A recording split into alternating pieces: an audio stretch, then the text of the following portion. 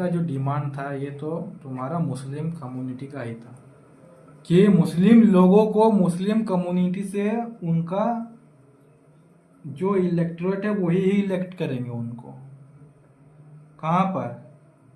तुम्हारा legislative council में। जो समझ में आया, एक्सक्लूसिवली फ्रॉम मुस्लिम कम्युनिटी से जितना भी लोग आना चाहते हैं उनका जो इलेक्टोरेट जो बनाया गया था वो दूसरा बनाया गया था उनका। समझ में आ रहा है? तो इधर कम्युनल रिप्रेजेंटेशन भी आ गया भाई कॉन्सेप्ट। कम्युनल रिप्रेजेंटेशन का भी कॉन्सेप्ट तो आ गया मुस्लिम लोग की वजह से हुआ। कम्युनल रिप्रेजेंटेशन आया। समझ में आया?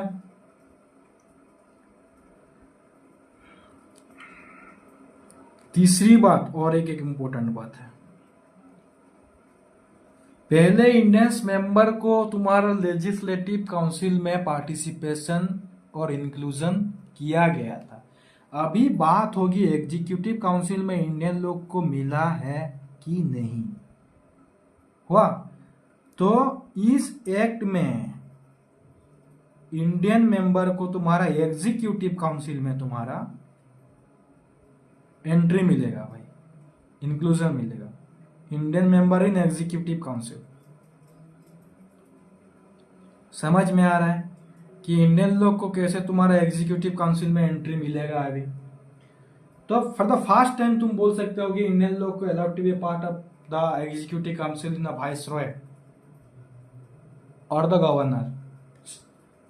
वाइसरॉय तुम्हारा सेंट्रल में, गवर्नर जो थे तुम्हारा प्रोविंशियल में। समझ में आ रहा है? समझ में आ रहा है कि नहीं भाई? तो सेंट्रल में भी और प्रोविंशियल लेवल में जो इंडियन काउंसिल का जो काउंसिल का जो तुम्हारा एग्जीक्यूटिव काउंसिल था उधर इंडियन लोग को इंक्लूजन मिला। तो सच इन एग्जीक्यूटिव काउंसिल, वाइसरॉय का एग्जीक्यूटिव काउंसिल में पहली बार लॉ मेंबर कौन बने थे भाई? याद रख लेना भाई, सत्येंद्र सिन्हा बने थे। सॉरी, सत्येंद्र प्रसाद बने थे। मेरा भी तो प्रसाद, ठीक है। कौन? सत्येंद्र प्रसाद। समझ में आया? एंट्री मिला वाइसरॉय में, वाइसरॉय का एग्जीक्यूटिव काउंसिल में। ऐसे लॉ मेंबर कौन आए थे? सत्येंद्र प्रसाद थे वो। समझ में आया? Indian law member